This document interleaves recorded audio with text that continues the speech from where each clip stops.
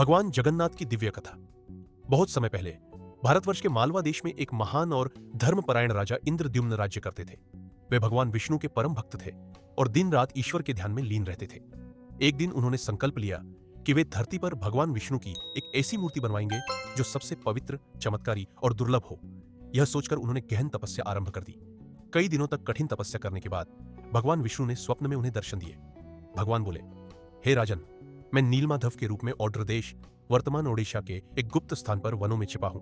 तुम मेरे भक्तों में से किसी को भेजो, वह मुझे खोज निकालेगा। राजा ने तत्काल अपने सबसे विश्वस्त मंत्री विद्यापति को भेजा। विद्यापति लंबी यात्रा के बाद औड्र प्रदेश पहुंचे और वहां एक वनवासी सब्र जाति प्रधान विश्ववसु के घर अतिथि बने। विश्ववसु कोई साधारण व्यक्ति नहीं था। वह स्वयं गुप्त रूप से भगवान नीलमाधव की पूजा करता था, लेकिन किसी को उसका स्थान नहीं बताता था। विद्यापति ने कई बार विश्ववसु से भगवान के दर्शन की प्रार्थना की, पर वह नहीं माना। अंततः विद्यापति ने उसकी पुत्री ललिता से विवाह कर लिया। अब वह विश्ववसु का दामाद बन गया। ललिता के आग्रह पर विश्ववसु ने एक दिन आंखों पर पट्टी बांधकर विद्यापति को भगवान नीलमाधव के दर्शन के लिए ले गया। विद्यापति बहुत चतुर था। उसने अपनी कमर में कुछ सरसों के बीज छिपा लिए और रास्ते में गिराता गया ताकि लौटते समय रास्ता पहचान सके। जब उसने भगवान नीलमाधव के दर्शन किए तो उसकी आंखें भर आईं। वापस लौटकर उसने राजा इंद्रद्युम्न को सब कुछ बताया। राजा अत्यंत प्रसन्न हुए और तुरंत बड़ी सेना के साथ उस वन की ओर चल पड़े। परंतु जब वे वहां पहुंचे तो आश्चर्य हुआ। भगवान नीलमाधव अंतर्धान हो चुके थे। राजा को गहरा दुख हुआ और वे वहीं रहकर कठोर तपस्या करने लगे। कई दिन बीत गए। तब एक रात उन्हें फिर से स्वप्न में भगवान विष्णु ने दर्शन दिए और कहा, हे राजन, चिंता मत करो, मैं समुद्र से एक दिव्य लकड़ी के रूप में प्रकट होऊंगा।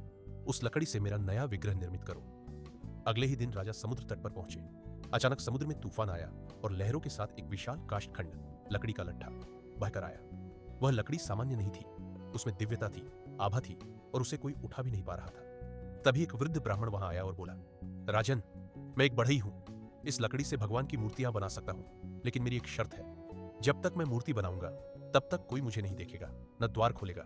यदि ऐसा हुआ तो मैं कार्य अधूरा छोड़कर चला जाऊंगा। राजा ने उसकी बात मान ली। वह वृद्ध वास्तव में देवशिल्पी भगवान विश्वकर्मा ही थे। उन्होंने एक कक्ष में स्वयं को बंद कर लिया और मूर्तियां बनाने लगे। कई दिन बीत गए। भीतर से हथौड़ी की आवाजें आती रही। फिर एक दिन वह भी बंद हो गई। रानी गुणोदेवी चिंतित हो गई। उन्हें लगा कि वृद्ध शायद जीवित नहीं रहे। उन्होंने राजा से द्वार खुलवाने का आग्रह किया। राजा मना करते रहे, पर रानी के अनुरोध पर अंततः 21वें दिन द्वार खोल दिया गया। जैसे ही द्वार खुला, वृद्ध कारीगर अदृश्य हो गया। कक्ष के भीतर 3 मूर्तियां थीं, भगवान जगन्नाथ, उनके बड़े भाई बलराम और बहन सुभद्रा। लेकिन ये मूर्तियां अधूरी थीं। हाथ पांव पूर्ण नहीं थे, आंखें बड़ी बड़ी थीं और आकार असामान्य था।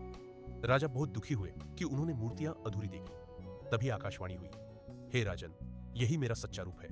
मैं जगत के नाथ जगन्नाथ इसी रूप में पुरी में विराजमान रहूंगा। यही मेरी इच्छा है। राजा का हृदय श्रद्धा से भर गया। इसके बाद राजा इंद्रद्युम्न ने पुरी में एक भव्य मंदिर बनवाया और उन तीनों मूर्तियों को विधिवत स्थापित किया। यही मंदिर आज विश्व विख्यात पुरी जगन्नाथ मंदिर है।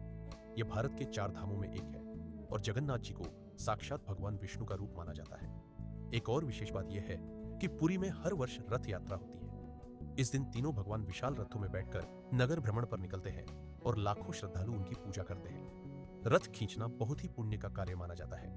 ऐसा कहा जाता है कि इस दिन भगवान स्वयं अपने भक्तों के बीच आते हैं। भगवान जगन्नाथ की मूर्ति का विशेष स्वरूप भी अत्यंत रहस्यमय और भावनात्मक है। उनके गोल गोल नेत्र यह दर्शाते हैं कि भगवान हर ओर, हर समय अपने भक्तों पर दृष्टि रखते हैं। अधूरे हाथ यह सिखाते हैं कि भक्ति में पूर्णता केवल बाहरी रूप में नहीं होती, वह तो आंतरिक श्रद्धा और प्रेम में होती है। भगवान जगन्नाथ की यह कथा केवल एक मंदिर या मूर्ति की स्थापना की कहानी नहीं है। यह सच्ची भक्ति, धैर्य और ईश्वर के अद्भुत रूप की लीला है। राजा इंद्रद्युम्न की अटल आस्था, विद्यापति की चतुरता और विश्ववसु की भक्ति ने मिलकर इस दिव्य अध्याय को जन्म दिया।